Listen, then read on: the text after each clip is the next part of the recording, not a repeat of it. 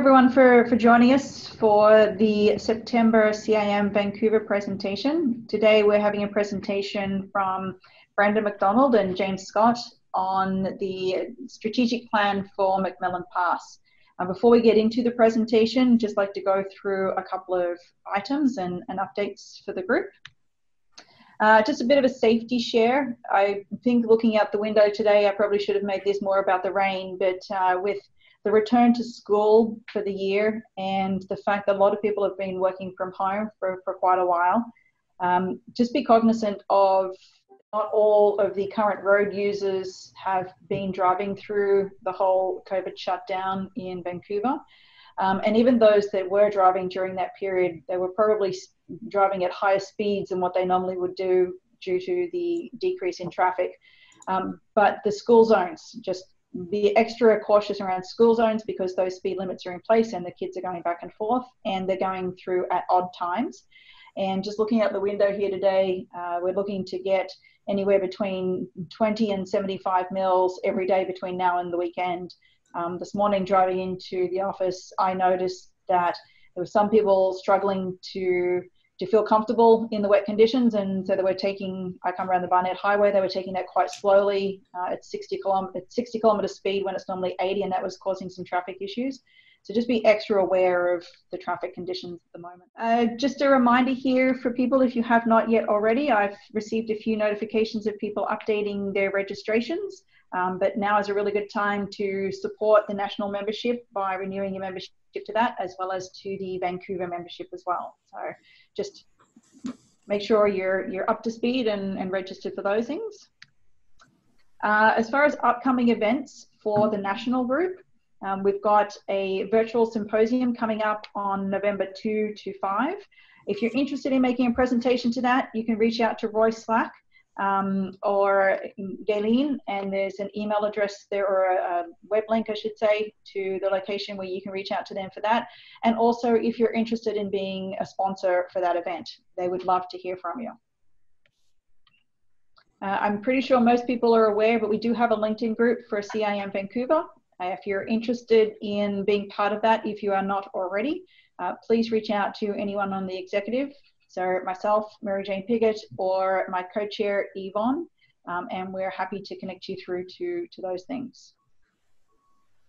About to head into the presentation, I'd just like to thank the sponsors for this week's event, Bedrock Services, who are a gold level sponsor, M.Sc Consultants, who are also a gold level sponsor, and Merit Consultants, who are also a gold level silver sponsor. And then our other silver sponsor is Pan American Silver and SLR Consultants. So introducing our two speakers for today, we have Brandon Macdonald. Brandon is the CEO, and he is a professional geologist whose work has ranged from exploration geology to investment banking. Building on a technical and business education, his focus is bridging the gap between the technical and financial, with a particular focus on project marketing and valuation. James is also a professional geologist, and his focus is on bringing together multidisciplinary groups of experts to align common goals and objectives, advancing projects through progressive de-risking and value creation. Sounds very exciting, James. James has worked with leading mining companies, junior exploration companies, as well as provincial and federal government, and managed projects of all phases from grassroots through to EPCM. With that said, I will now hand over and stop sharing and hand over to Brandon or James. Thanks everyone for coming out today. I'm Brandon Macdonald, CEO of Fireweeds Inc. Most of this talk is going to be given by James Scott, our new Senior VP of Projects, who we just announced the hiring of this week. It's great to welcome him. He's already been doing some consulting work with us before being fully appointed that we're very happy with, and so it was an easy hire for us. There's a big step for Fireweed as we start to look more directly at the path towards production. For those of you who don't know the history of Fireweed and the project, Fireweed bought the core of the project, the Tom and Jason deposits, off Hud Bay in 2016. We went public in 2017. And in the years since, we've expanded the project from about 54 square kilometers to 540 square kilometers. And that includes deals we did with Newmont, Teck, and a few other juniors. So this is a consolidation of the district that has been a long time in the making. The road we have to the project, the Canal Road, was built during the Second World War by the U.S. Army. This facilitated an oil pipeline that ran from Norman Wells, Northwest Territories, to Whitehorse. This was the refinery in Whitehorse was providing fuel briefly for the Alaska Highway construction, and intended as a overland source of fuel should there be a Japanese invasion of Alaska. That invasion never happened. The war ended. The pipeline was shut down, but the road on the Yukon side has been maintained. So that's given us an opportunity to work on the project, but also allowed explorers working on behalf of Hud Bay to discover the Tom deposit in 1951. Another group of juniors discovered the Jason deposit in the 70s. Around the same time, the Boundary Zone deposit, which we'll have some discussion of, was found in the early 80s. Up until 91, when the zinc market collapsed, it was a very busy district. There was Kaminko working on Tom and Boundary Zone. There was Phelps Dodge working on Jason and End Zone. We're the first people to, after that sort of era, take another look at this project and unite it and look at it holistically as a district. So without further ado, I'm going to hand over to James, who's going to tell you a little bit about the strategy of how we take a project that's been around, which has had disparate owners, and how we take it and now that it's united, make a mine out of it. Great, thanks, Brandon. And thanks everyone for joining us today. I know these web conferences are a little bit different from our normal, and so I appreciate everyone joining in this format. And what I'm going to try to do while we go through this is create value for all of you by talking about strategic planning for projects in general and Macmillan Pass in specific, and maybe work on presenting a little bit of a roadmap and some value propositions about how you can start employing such similar methodologies on your early stage projects in order to de-risk the future. So recognizing that, I may be making some forward-looking statements. That is the nature of geologists such as myself being allowed to give talks, is we have a tendency to speculate. So keep that in mind. So going through the talk, we're going to talk a little bit more about the background of the project, the approach that we're taking, and then we're going to go through the roadmap and the roadmap in general before getting into specifics on how we're applying that at Macmillan Pass. So as Brandon was mentioning, I'm just going to turn on my laser pointer here. Macmillan Pass is in the Yukon. We're right located up here, 370 kilometers northeast of Whitehorse. Closest community is Ross River. And this is the North Canal Road that Brandon was mentioning that heads out this way. Project Camp is actually 3 kilometers from a government-maintained airstrip as well, which you can see in this closer map showing the project property. So that's this little airplane here is the government-maintained airstrip. This is the North Canal Highway heading through this property. And Boundary Zone, which Brandon mentioned, is out here. We've got 2 drills actively exploring that right now. And for context, the 2018 PEA that was completed by JDS is just on the Tom and Jason area, which is down here.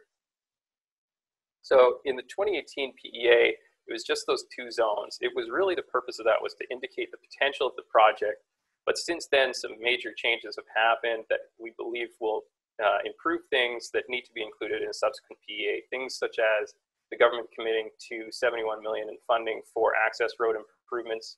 The PEA looked at preliminary view of open pit potential at Tom, but we think that that has a lot more potential for further evaluation. So that's going to be made focus of this next PEA as well, future PEA, as well as new resource expansion drilling at Tom and Jason, and further resource delineation at the Boundary Zone following up on successes we've had past there. So what does that look like this year? We're going to be following up on Boundary Zone, investigate some new drill-ready targets, and complete some metallurgical testing to set ourselves up for future mineral studies coming up in the near future. So what is the overall strategy to the project? How do we define boundary limits and a framework to develop the project in the future? The first is developing a good corporate philosophy. Brandon and his team developed this early on and have been using this as guiding principles, which give the project a framework and a frame of reference for making decisions. And this is an important piece when you're looking at longer term timelines, because it helps frame the decisions that you're making to ensure that those values are being reflected. And they actually will also frame your planning. So the philosophy that Fireweed is employing is respect of all the partners, treating them with honesty and integrity, and being upfront and open about challenges. All projects everywhere in the world face challenges, and being open about them will help facilitate those meaningful discussions with your partners. The other is sustainability and focus on long-term value creation for all the partners involved in the project. And that dovetails nicely with managing risk, approaches that don't take shortcuts, but are still aggressive and pragmatic.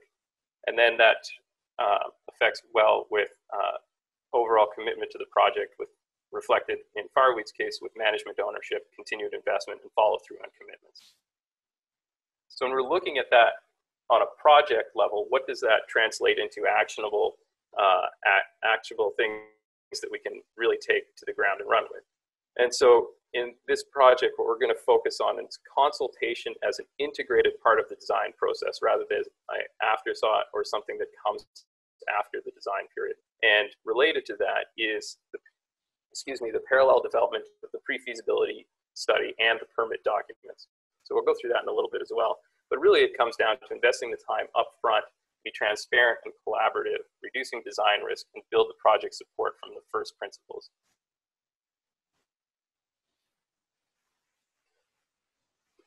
So before we get into a lot of detail on these, I'm going to just establish a common language and terminology here, because the terms for feasibility study and pre-feasibility study and PEA get thrown around variably in the industry. And before I got really heavily involved in projects, I didn't understand the subtle differences between these phases either.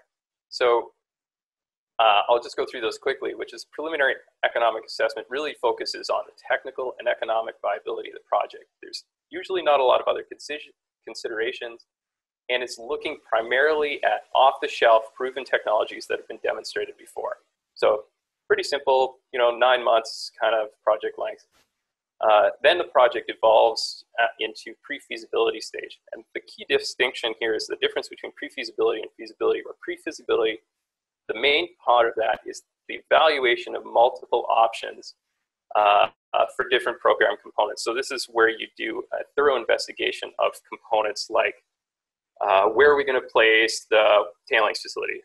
How are we going to do our processing? What processing methodology should we look for? And evaluate the different options and weigh them against each other on a variety of criteria. So after that's done, you select the number of preferred options and you advance those into more detailed engineering and design until you get to the point where you're happy that it's at a level where you could submit it for environmental assessment, which is project proposal, the last stage of this here that we'll talk about, or you will be able to enter things like an EPC with an adequate level of design. Following the pre-feasibility study, you'll refine design in the feasibility study phase, but the project proposal is going to happen at the same time roughly as the feasibility study. So let's go into different approaches. The traditional technical first approach, what I'm calling technical first approach, you'll engage your consulting teams for engineering, they'll do your PEA, then evolve into your PFS. They'll get the project optimized in terms of technical and economic parameters, and then they'll pass it over to your permitting and engagement and consultation team. We'll then take the project, they'll start consulting on it, they'll get feedback from your partners and stakeholders, and what will inevitably happen is design changes will be requested. They'll then go back, re-engage your engineering and studies team. So, changes will be made. They'll always be requested on a tight timeline because you're always going to be under a timeline constraint when you're through the permitting phase. Because any time that's proponent time is time that the clock is not running on the rest of the permitting process. So what will happen over time is small design changes can be incremental and they can snowball. So you might lose track of what was an optimized mine scenario as you make these incremental changes without fully understanding all of the individual commitments that you've made. That won't really be happening. You may not really realize that until after you've already submitted the permits and made those commitments, when you fully realize them in the feasibility study stage. So what are some of the problems with this approach? Is you can end up facing social license challenges, failure to consult in the design phase, and then presenting it to First Nations or other partners as sort of a done deal can lead to potential feelings of box checking and maybe surprises by your partners, which is something you never want. The other thing that can happen is you can get into increased design costs, and that's a relation of having fairly high detailed designs that then need to be completely re-engineered every time a small project change is made. The other is, as I mentioned, you might end up with poorly costed or non-optimal designs as a result of these incremental changes that aren't fully baked into the project design. All of this, of course, can lead to potential delays as the iterative cycle of consult, design, consult, design, consult, design takes place. So what are our options for eliminating some of these risks or reducing them anyway? So the approach we're recommending taking and we're going to be pursuing for Macmillan Pass is integrating the process of the project proposal, design, consultation piece with the engineering of the pre-feasibility study. And where these dovetail very nicely is the multi-options assessment. The first part of the PFS is very similar to a project alternatives exercise that's usually completed at the earliest stage of developing a project proposal. So by integrating some of those other issues and things of concern, traditional knowledge, these brought in during the design phase at the earliest multi-option assessment can help you refine design with something that is optimal, not just from a technical and economic standpoint, but that is also socially acceptable, environmentally responsible, and takes into consideration things like traditional knowledge and other things that might have been overlooked had you not integrated that consultation piece at the very beginning. So by doing this, the goals are to create a design level engagement that ensures that all of your partners can voice their concerns early on, but then it also provides design or decision transparency. As a result of involving your partners in the decision process, they might not agree with the decisions you make as a company, but they will have the transparency and understand how those decisions were made and why they were made, even though they may not necessarily agree. The other is potentially reduced timelines and costs, integrated rather than iterative design process at an earlier stage of design, an earlier level of design, will help minimize those design cycles. And then, of course, the potential for increased project support as a result of this engagement process. So now we've kind of covered the concept. Let's look at how we can develop a project roadmap in order to figure out where and how the project is going to develop. So why would we want to do a roadmap? And what do I mean by roadmap? By roadmap, I mean mapping out all the major activities that are going to happen for the project over time and how they integrate with each other, link to each other, what the dependencies are, and then ultimately figure out how long the project will take and how much it'll cost and when your money will be burned. So the important part of this is to focus on the end goal. What is the company philosophy? Why are you doing this and where do you want to end up? Is it you want to option the property off? Your strategic plan is going to be a lot shorter because you want to get it out of your hands into partners sooner rather than later. Are you going to want to sell it to somebody else? Are you going to want to sell the entire company? Or do you want to actually take the project to development yourself? The other thing that a roadmap will help you with is avoiding holdups. You'll be able to know when different programs should start so that they don't delay later milestones. So this is things like starting your baseline programs on time and making sure that you have those 3 years of data collection before you submit to the environmental impact assessment in jurisdictions where 3 years of data is required.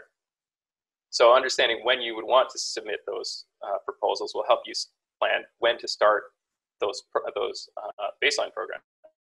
This will also let you save money because it means that you won't be starting those programs earlier than you really need to. You might have boards or advisors who say, you know, have you thought about starting this program? What about this program? And having a framework in place that you can talk to and say, well, yes, we've thought about that. It's a program that we've got scheduled, but we actually don't need to start it for another 9 months. Those kind of decisions can help you delay capital spend and save money up front, as well as managing to keep your team leaner and more efficient. The other thing that a roadmap will help you do is undertake better fundraising, because you know ahead of time when you're going to have major program outlays, and you'll be able to plan ahead for that on a longer term basis and more effectively deliver on your promises. So here's the roadmap. And I'm going to go through these phases fairly quickly, but the intention here is to provide people with an idea of what the process looks like, so you can deploy this at your own projects and reduce your own risk and create value for your company and your partners. So in the case of Macmillan Pass, defining the end objective is that we want to build a profitable and safe operating mine as rapidly as practical.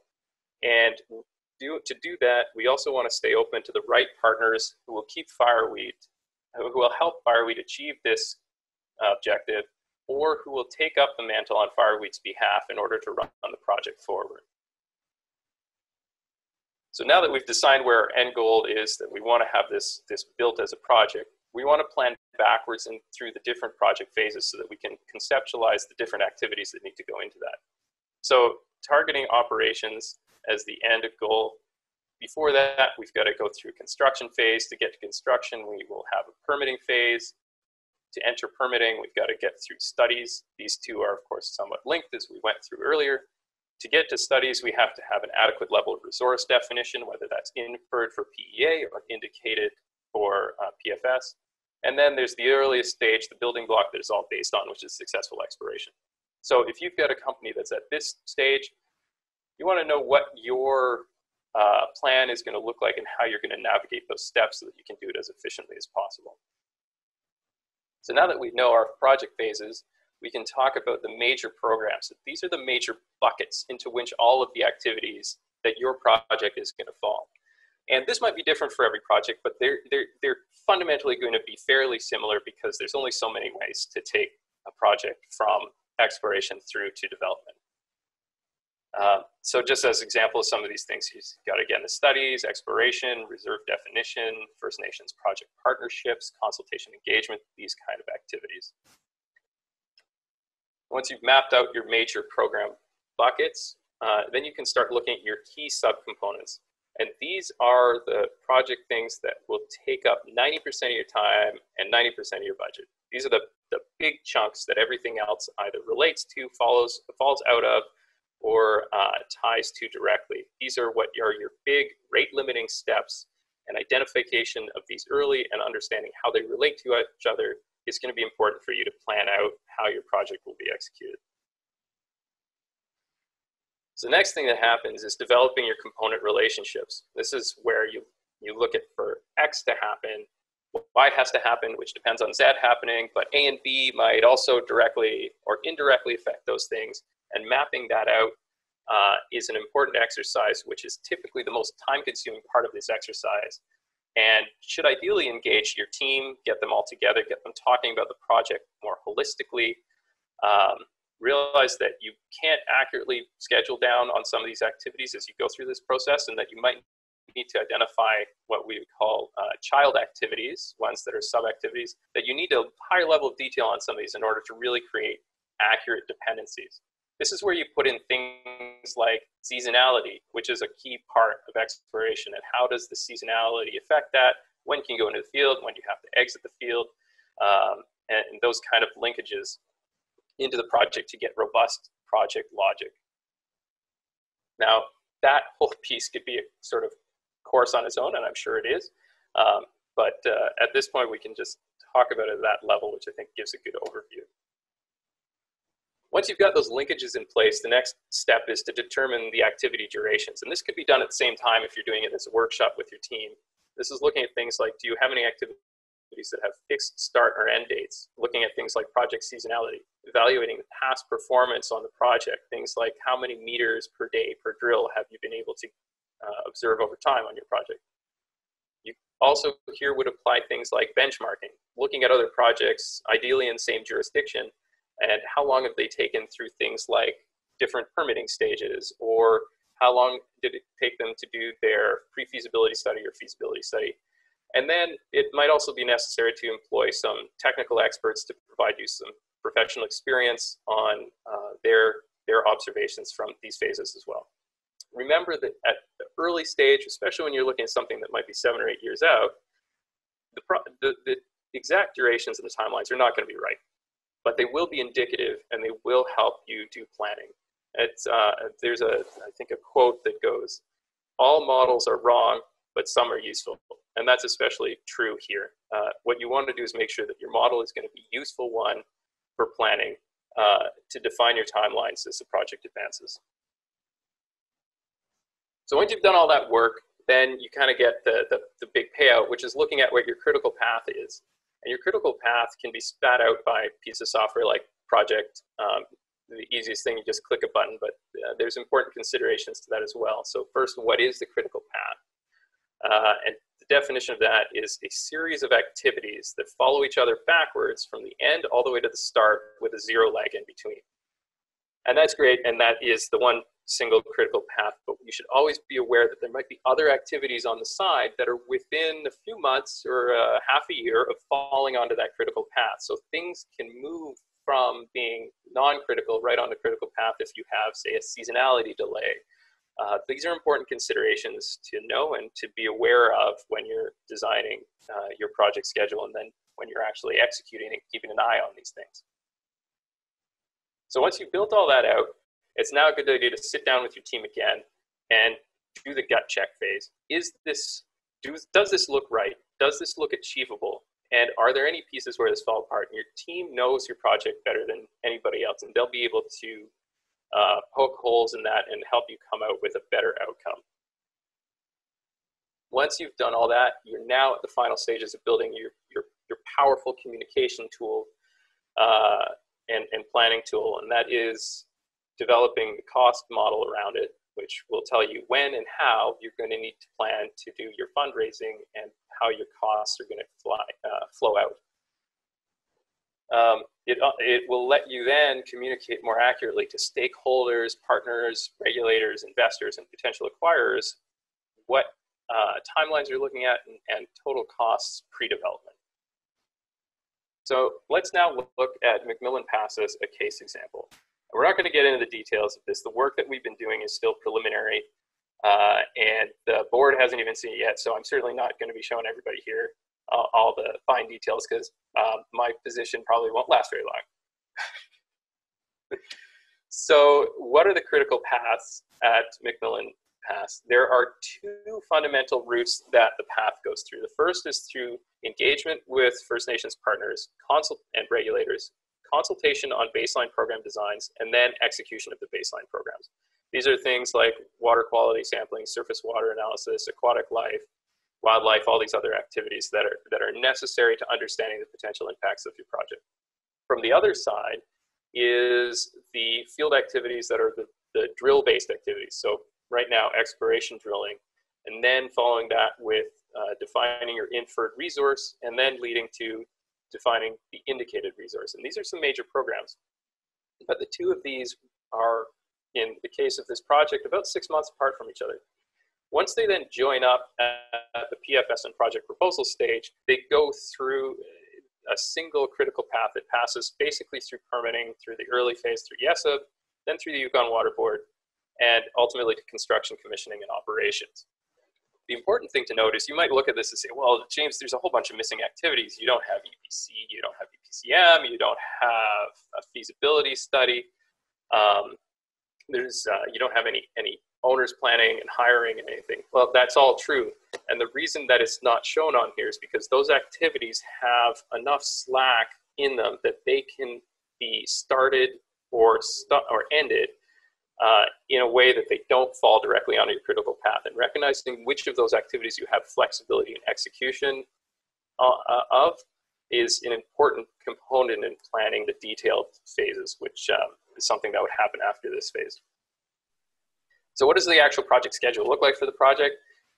Yes, you can't read this, but this is the output from Microsoft Project. There's 257 activities which we planned here, and all of the vertical lines that you see are project dependencies or activity dependencies, and there's almost 400 of those in this project. The critical path is highlighted in yellow. Those are the activities that fall onto the critical path or near critical. And this just shows at even an early phase of the project, you can plan these things out so that you have integrated logic, you consider seasonality, and at a very preliminary sense, start looking at resource constraints. So this is things like, do we run out of drills or drill capacity when we're drilling the final phases of our indicated program? These are some of the details that you can visualize with this tool. When you want to actually look at the detailed relationships, the other thing that is helpful to look at is something called a network diagram. So this is a network diagram for our critical path or near critical path activities for Macmillan Pass. And it helps you visualize exactly how these things interlink, and you can even zoom in if you wanted to and run a query that only shows your exploration activities if you really want to understand how those things are going to get you from where you are today to, say, your maiden resource. That might be an exercise you might want to pursue. So once you've done all that, it spits out, or then you need to cost out each of those individual programs now that you have an idea of how long they take, what they all are, and you can start building a cost model around it. And where that's really powerful is it can help you plan ahead to when and how you need to raise funds, and also understand, are you going to have certain peaks of resourcing that you need to watch out for? Because what you don't want to happen is you don't want to overbuild your team as you're getting to the point where you're incredibly busy in the field, but then you might go into a quiet period afterwards. And being aware of that, not overbuilding so that you've got higher overheads than you need is something that we as Fireweed will need to also be careful of as a result of seeing things like these activity spikes. So wrapping up from that, the three principles that the three takeaways that we want you to get from this are the importance of early and ongoing engagement. It's something that we're going to be relying on heavily with our project. The co-development of the PFS and, yes, a project proposal we hope will save us a significant amount of time and reduce risk, as well as increasing our partner engagement in the project. And consultation as a necessarily integrated part of the design process. Bringing those together helps us or enables us to build a project strategic plan as a powerful tool to help us focus on our end goals, avoid any project holdups or delays, save money by deploying our resources at the right time and in the right areas, allow us to do better fundraising by committing and raising money at the right time as well, and to more accurately provide promises and then deliver on those promises to all of our partners, our investors, First Nations, and others involved in the project. And that is that's what we're hoping for you to take away from this presentation. And if there's any questions, I'll probably just get Brandon to answer them. Thank you very much for that, James. It was very good. So he's thrown you under the bus, Brandon. So I've got a couple of questions that have come in for you to start with. What are the rough timeframes of the various stages you have outlined, PEA through to feasibility, and how does this phase into the NI 43-101? Yeah, look, each of those will be an NI 43-101 report, and a resource update has to precede the updated PEA, and may actually, a subsequent resource update may also precede the other reports, depending on whether or not it's changing. We're expecting an updated PEA in the first half of 2022, and prior to that, either end of 2021 or Q1 2022, an updated resource report that feeds into that. From there, James, I guess about 18 months for a PFS after that, probably? Yeah, typical PFS 18 months. It might take a little bit longer with the integrated design process, but we expect that to save us much more time on the back end. Yeah, and so, and then feasibility study a year after that. Right. You know, for us, the really big milestone is probably more the delivery of the PFS and submission of the project proposal. Another question is, are there any pre-identified social license issues with the project? These by their nature can cause significant friction on project development. I'd say no. Look, we're working in Yukon, understanding that in Yukon, the big challenges tend to be around access, water, and wildlife. So we have pre-existing access. The presence of the Canal Road is meaningful because we don't have to permit a new road into the project. We're not opening up pristine wilderness to potential hunting, etc. This is already an area that has full access. We don't have water issues on the project. In fact, because of glaciation and the heavy presence of black shales, we actually get quite a bit of natural ARD in the area, which then feeds into a river that is fish-free, which is good in terms of a baseline. But for us, we understand that there's no single deal breaker for this project. What we have to watch out is for the death of 1,000 cuts, a combination of poor design and poor engagement or poor baseline, et cetera, creating questions around the project that shouldn't exist and that hold it up or kill it. We're aware that the project immediately next to us, the Mactung project, was fully permitted before North American Tungsten went bankrupt. They never commenced any construction or anything on that. So that is, literally immediately adjacent to us and contiguous with our claims. So the successful permitting of that project gives us some confidence that this is not an area that is out of the question that you could permit a project. So I hope that answers the question. Very good. Another question that's come through is, the problem with roadmaps is that people change them all the time. How do you stick to the plan? Yeah, I think James touched on that, which is to say that we have zero expectation of sticking to the plan as it is currently illustrated. We know it will vary. The critical path may even vary because something may get postponed. So, but the plan best allows us to prepare for those variations and understand what the impact of variations is. So you look, we'll set out timeframes now, and it's going to be different, right? So we definitely understand that. Very good. Another question is, Don Lindsay from Tech will say financial models never take into consideration metal cycles. He says that in reality, it's a 2-year metal cycle. He makes all his capital back on that project. Low cycles, longer in sensitivities. We only do metal price variances, but not the metal cycle variance. Do you have thoughts on that? And do you baseline your project schedule on how you deal with time, and how do you deal with time slippage? Yeah, so those are 2 questions from George. So I'll target the first one, which is really fundamentally about how incredibly difficult it is to make a price prediction when you're modeling a project. For our PEA, we used $1.21 US $1.21 per pound for zinc. At the time, it was close to $1.50. But despite that, long-term consensus estimates were $1.15. Most metal analysts will concede that long-term price estimates are really their 5-year estimate for infinity, right? Which is not a particularly good way to estimate long-term prices. So this becomes an incredible challenge for any project. And we have, of course, no expectation that the prices are going to be consistent over life of mine. Zinc is cyclical, silver is cyclical, lead is cyclical. So we pick the best price we can under the expectations of current and short-term price expectations, as well as long-term expectation and price escalation, which has historically been an inevitability that metal prices over multi-cycles exceed inflation in terms of price increases, but also that we're seeing declining head grade, cost inflation, et cetera. But now all that said, you just have to pick something. Picking a price is hard enough. To then introduce a cycle variance into that would be, at that point, your model becomes incredibly cumbersome. So one of the things we highlight with our project is that the mine life is 18 years to be expected. So that is a multi-cycle mine life. So which means if you're building it, you have less concern about timing the cycle exactly right, because you know that you're going to hit at least 2 peaks within that 18-year period.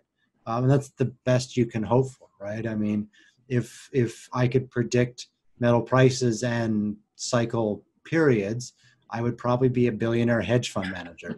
I think we all would.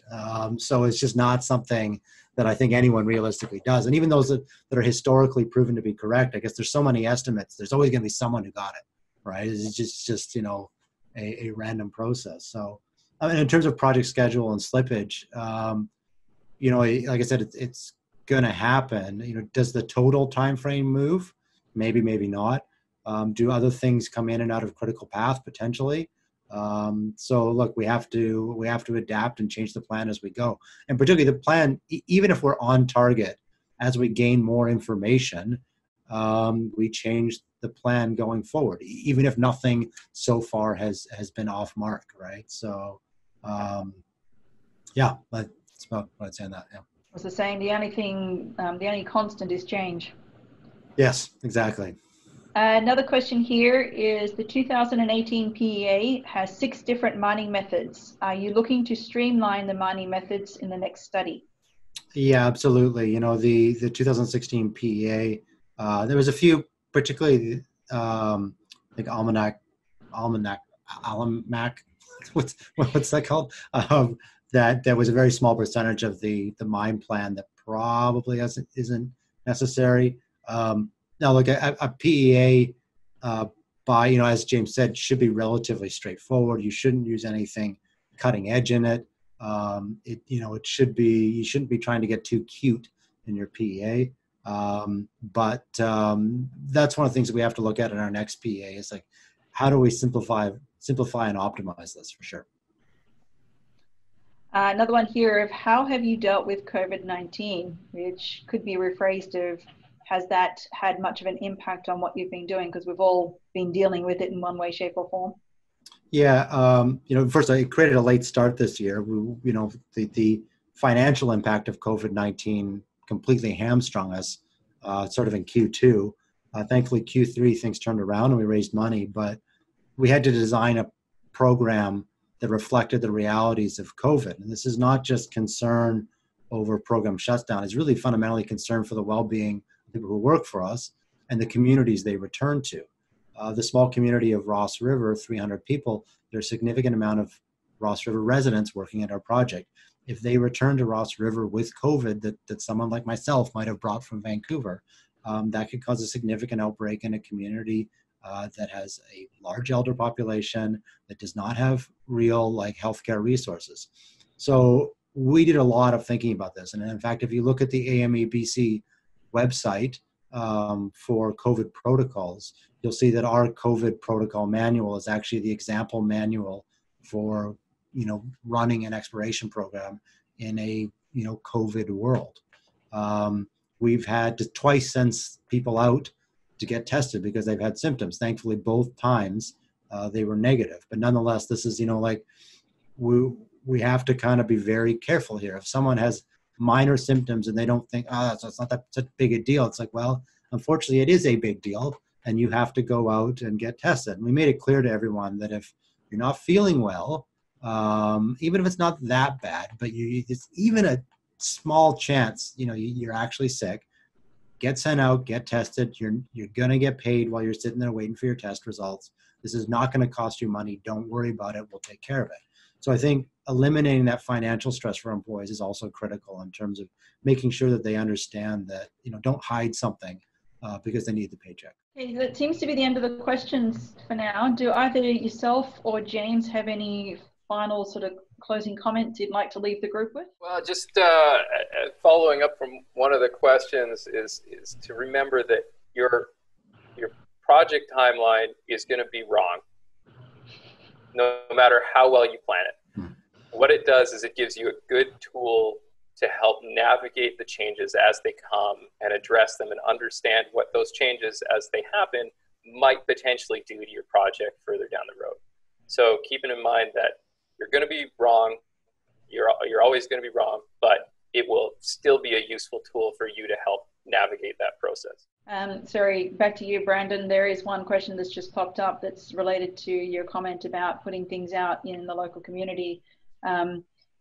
question has come through of how do you handle the healthcare aspect when dealing with the local community, or is that a federal obligation? You know, communication with the local community is critical. They supported us running our program this year, you know, on the condition that we had COVID protocols and we communicate with them frequently about it, right? So there are obligations both in terms of territorial and federal regulations.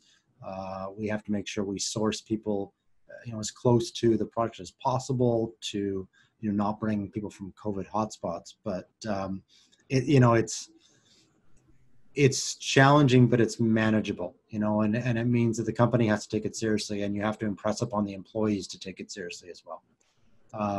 You know, the other thing I would add to James's discussion or mention of timeframes is probably for a company of our phase, the biggest potential short-term impact on timeframes is funding. It's the market. You looked at the slide on costs, and you look at the escalating costs in 2021 and 2022. We need to be able to find the money, and we need to, you know, if we find the money, it has to be on terms that we find palatable.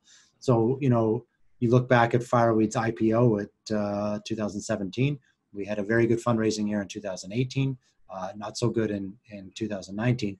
2020 looked awful until we managed to turn it around, but we don't really know what the future holds. We could be one or more year ahead of ourselves now if 2019 and 2020 had bigger programs. But, you know, the money was not available, so we didn't, so we're not. And that's the reality of the junior world. You know, we can't, it's very tough to allocate budgets on a multi-year basis. So again, just trying to wrap up, you know, this has been a bit of a taste. James and I are always open to more discussion or suggestion and input. Our emails are below, and so are our phone numbers. Please feel free to reach out if you have anything to say. Thank you very much. Awesome. Thank you both very much. It was a very good presentation. Thanks. Bye. Thanks.